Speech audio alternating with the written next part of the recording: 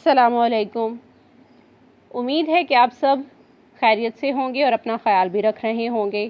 Corona virus سے بچاؤ کے لیے ہاتھوں کو سینیٹائز کریں۔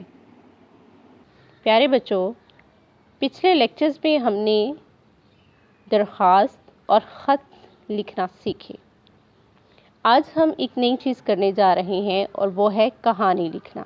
کہانی کیسے لکھی جاتی ہے؟ پیارے بچوں، کہانی لکھنے کے چند بنیادی اصول ہیں۔ سب سے پہلے یہ کہانی ہمیشہ ماضی میں لکھی جاتی ہے۔ کہانی لکھتے ہوئے الفاظ سادہ استعمال کرنے چاہیے، یعنی کہ آسان الفاظ استعمال کرنی چاہیے۔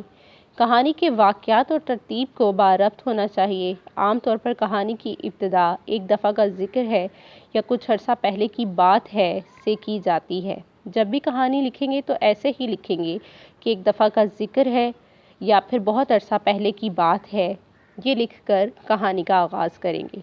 کہانی کا عنوان ضرور لکھنا چاہیے، یعنی کہ کس موضوع پر کہانی لکھ رہے ہیں اس موضوع کا پتہ ہونا چاہیے۔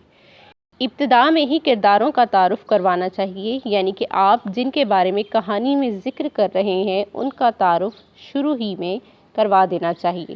کہانی کے آخر میں حاصل ہونے والا اخلاقی سبق یا نتیجہ ضرور لکھنا چاہیے، یعنی کہ جو بھی کہانی لکھی گئی ہے اس کا اخلاقی سبق یا نتیجہ جو حاصل ہو رہا ہے وہ ضرور لکھنا چاہیے۔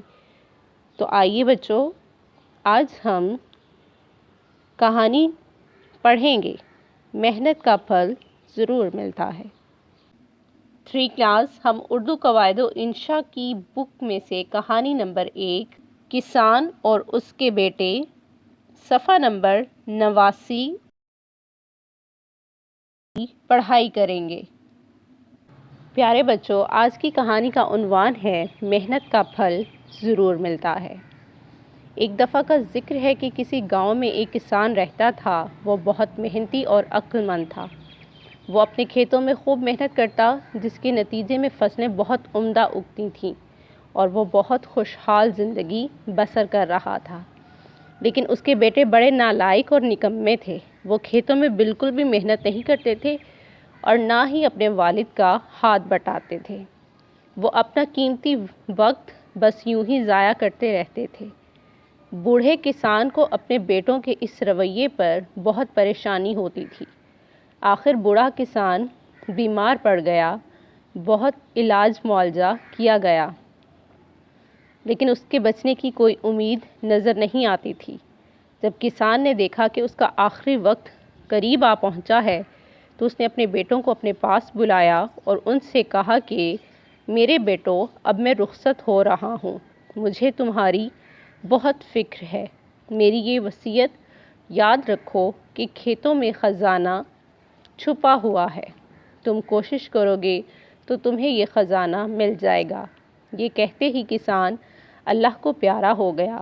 اپنے باپ کی وفات کے بعد کسان کے بیٹوں نے تمام کھیتوں کی کھدائی کر کے خزانہ تلاش کیا، لیکن انہیں خزانہ نہ ملا۔ وہ بہت مایوس ہوئے۔ وہ کئی روز تک کھیتوں کی کھدائی کر کے خزانہ تلاش کرتے رہے، لیکن کامیاب نہ ہو سکے۔ وہ سوچ رہے تھے کہ ہمارے باپ کی وصیت غلط نہیں ہو سکتی، پھر کیا وجہ ہے کہ خزانہ نہیں ملتا؟ آخر ایک دن ایک دانا شخص نے کسان کے بیٹوں کو بتایا کہ ان کے باپ کی وصیت کا مطلب یہ نہیں کہ کھیتوں میں سچ مچ خزانہ چھپا ہوا ہے، بلکہ اس کا مطلب یہ ہے کہ اگر تم کھیتوں میں خوب محنت کرو گے تو تمہیں اچھی فصلوں کی صورت میں خزانہ ملے گا۔ اب کسان کے بیٹے اپنے باپ کی وصیت کا اصل مطلب سمجھ چکے تھے۔ انہوں نے اپنے کھیتوں میں خوب محنت کی اور اس کے نتیجے میں انہیں پہلے سے کئی گنا زیادہ فصل حاصل ہوئی۔ تو دیکھا بچوں، محنت کا پھل ضرور ملتا ہے۔ پیارے بچوں، کہانی نمبر 1 کسان اور اس کے بیٹے، صفحہ نمبر 89 یاد کریں۔ اللہ حافظ۔